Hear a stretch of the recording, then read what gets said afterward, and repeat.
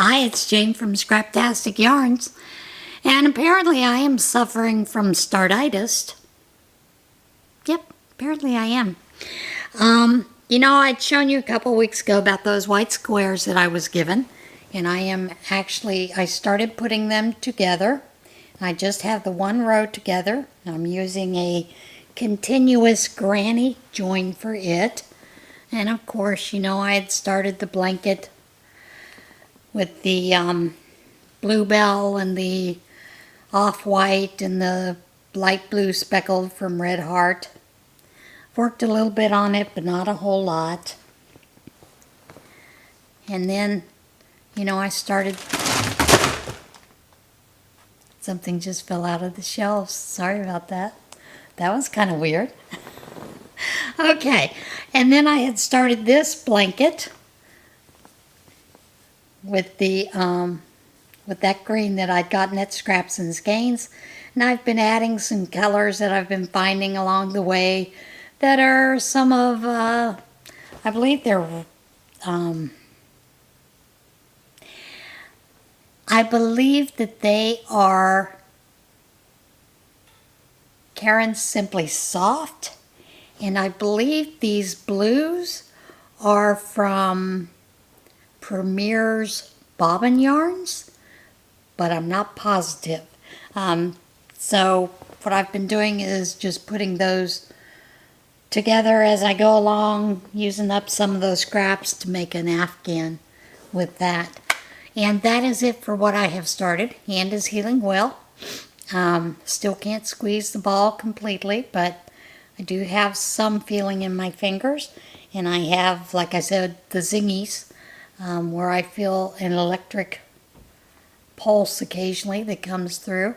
So I'm assuming that is the nerves regenerating or getting feeling back. I don't know what you want to call it.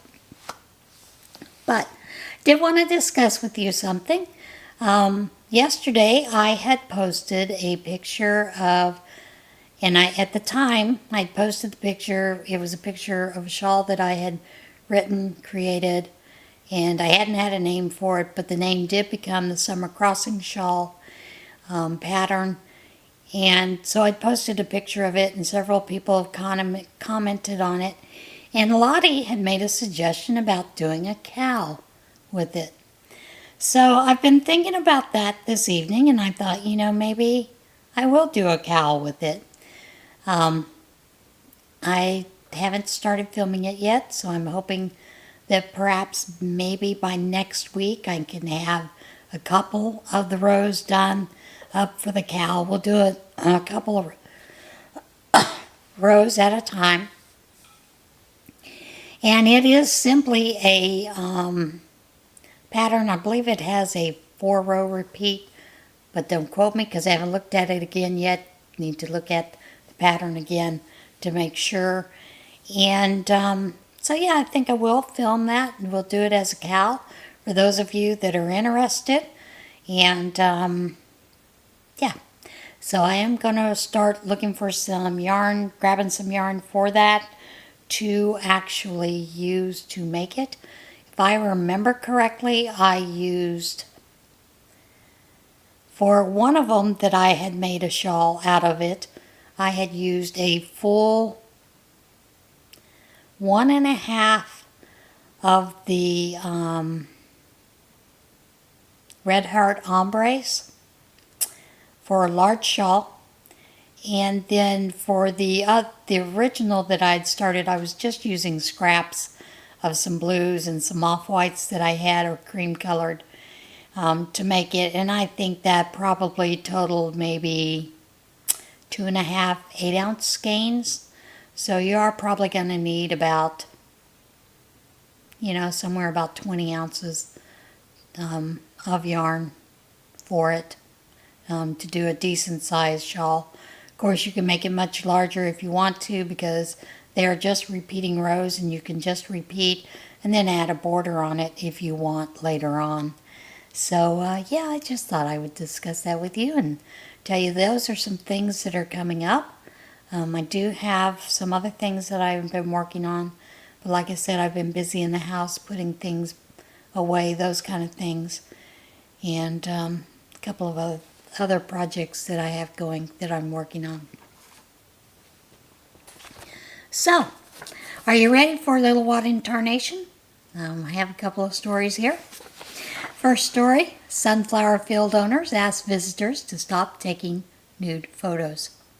This one kind of made me smile because in our area there is a dairy farm, and they're big farmers anyway. They grow canola. They have the canola fields. I've shown pictures of those in the past. And they do corn every year. Most of the corn, some of the corn is for eating. A lot of the corn is simply for go into fuel, those kind of things. But also some of it is used just to feed the dairy farms that they have. They have a dairy that they produce milk and milk products out of. So they have sunflower maize, so I wondered if they had this problem. I don't think they do, but rather interesting. The owners of a sunflower field in England are pleading with visitors to stop stripping down to take nude photos in public view. Siblings Sam Wilson and Nettie Petley, owners of Stoke Fruit Farm in Hayling Island, said they had to put up signs asking guests to refrain from public nudity after 6 incidents of naked photo shoots occurred since the sunflower field opened to the public last month, including 3 incidents in a single day. Reminder to all, we are a family area, and please keep your clothes on in the sunflowers. We are having an increase of reports of naked photography taking place, and this must not happen during our public sessions, please, the farm said in a Facebook post. Wilson and Petley said they don't want to ruin anyone's fun, but the nudity has recently become a problem. We've always had people take risque pictures, but this is the first year it's been a problem, which is why we put up signs, Wilson told CNN. The pair said visiting families have complained about their children witnessing incidents of nudity. The site is huge and there are so many places that you can hide away without anyone finding you for over an hour. But these incidents were blatantly public, Petley said. So, stop it. The next story is Raccoon breaks into Wisconsin church. Services were canceled at a Wisconsin church when a pastor arrived at the facility and discovered it was being ransacked by a masked burglar, a raccoon. Ingrid Durr said she arrived at Chosen Generation Outreach Ministry in Milwaukee to prepare for Thursday evening services when she found signs of a break-in. I said, "Oh, someone must have thrown a brick in there or something," Durr told WITI-TV. Durr said she used her phone to access security camera footage and quickly identified the culprit. "I'm looking through my phone and my footage and everything around the building. That's when I see this little rascal on the table," Durr said. "I saw it walk away, seen the long tail, and I said, 'That's a raccoon.'" The pastor enlisted the help of some neighbors to eject the furry trespasser, but the animal had displaced ceiling tiles and trashed her office. Thursday night services were canceled while the church was cleaned up and a crew was called to make sure the raccoon didn't have any friends still in the building. Raccoons have been known to end up places they shouldn't be in while searching for food and shelter in the past, with recent incidents including a raccoon that fell through the ceiling into a press box at a Utah soccer field and another that showed up on the baggage carousel at Philadelphia International Airport. I missed that one. All right. This next story, there's a mystery animal that was caught on camera in a Texas neighborhood. A Texas woman is seeking help identifying a mystery animal she caught on camera in her neighborhood. Tina Kalik said she quickly moved to snap pictures when she looked out from her hill country village home and spotted something that left her stumped. "I was inside and I looked out into the yard," Kalik told Ken's TV. "And I saw an animal right there and thought, wow, what is that?" She said the creature was feasting on berries that had fallen from the bush. Kalik posted her photos to Nextdoor, where neighbors offered their own theories, including several suggestions that she had found the mythical chupacabra. Some people think it's a cross between a coyote and a dog, she said. Local legend has it that a mountain lion lives near Hill Country Village, but city officials said it has never been caught on camera. The city of Hill Country Village said officials have reached out to the Texas game warden for help in identifying the animal. Rachel Malstaff, director of mammals at the San Antonio Zoo, said the animal in the photos could be a coyote or the dog. Zoo veteran said it appears to be a canine with mange or other skin issues. Texas Parks and Wildlife officials had a creature conundrum of their own in April when a trail camera in Rio Grande Valley captured an image of a mystery animal officials found difficult to identify and as yet still have not. This next story, and it's been updated, which the link gives you the update. Search renewed for goats on University of Florida campus. The University of Florida is renewing its search for some loose goats after the goats returned to campus and were seen climbing on rooftops. A group of goats were first seen wandering the Gainesville streets in July, and some of the animals were captured, but at least 2 managed to evade authorities. The University of Florida tweeted a wanted poster for the goats after they were spotted climbing on rooftops near Dickinson Hall. Not that we're having trouble catching them or anything, the school tweeted. Anyone who spots the goats is asked to call, and there's a number. But the update is, when you go to this channel, that they have been captured and they are back in their place. So there. The next story is, world's oldest cross-country skier competes at age 88. A Japanese athlete broke her own Guinness World Record by participating in the cross-country skiing 2023 Masters World Cup in Austria at age 88. Katsumi Saki was first named the world's oldest competitive cross-country skier, female, when she competed in last year's Japan Masters Championship at age 87. She has now surpassed her own world record. Saki is the only skier at the Austrian event to enter the over 85 category, but her 5-kilometer, 3.5-mile classic style time of 26 minutes and 18 seconds was faster than one woman in the 81 to 85 age category, 3 women in the 76 to 80 category, and 1 woman in the 71 to 75 category.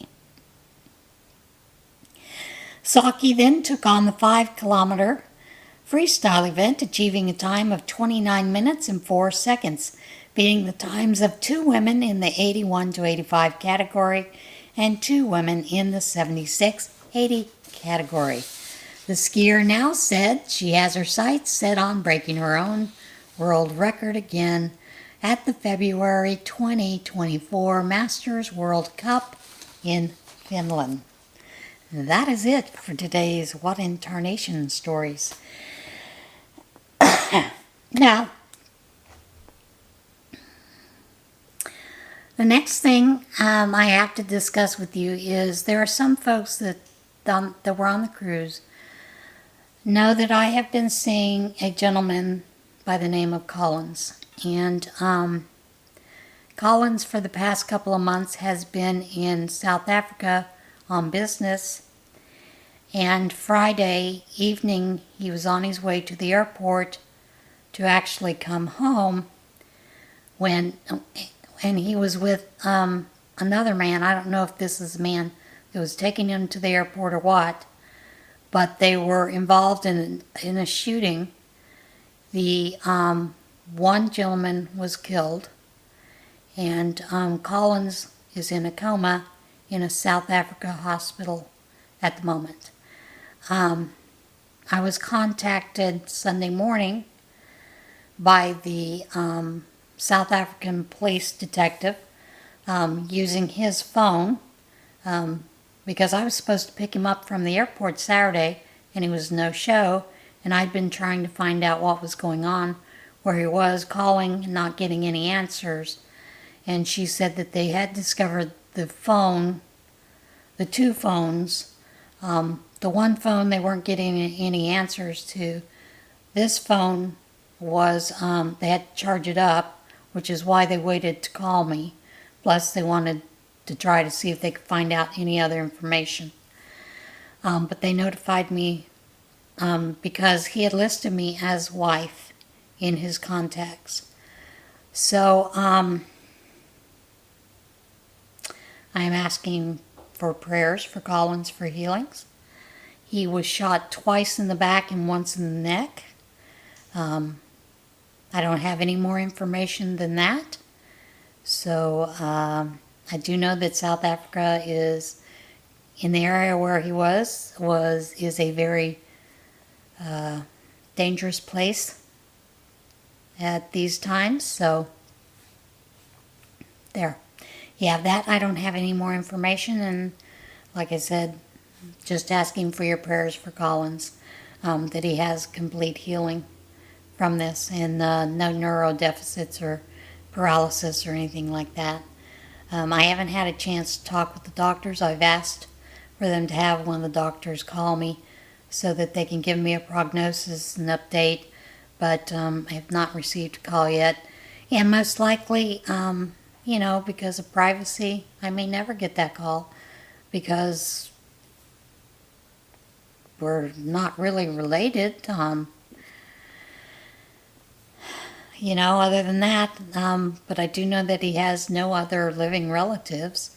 So, you know, I did pass that on to the police officer and sent him a copy. He'd sent me quite a while ago a copy of his passport.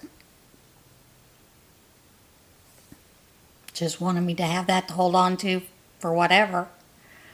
So I had sent her a photo, you know, of the passport so that they could positively identify him, as well as they had sent me a picture beforehand and of him in the hospital. And I told him it looked like him, but you know, I can't see his facial features because it was from the end of the bed. So, you know, I'm going to send you this because it has his facial features. So that is where that is at. Other than that, I don't have anything else right now. So I'm going to end it here and tell everybody, as always, be kind to one another, love one another. Get out there and see this big, beautiful world we live in. And I'll see you again soon. Bye.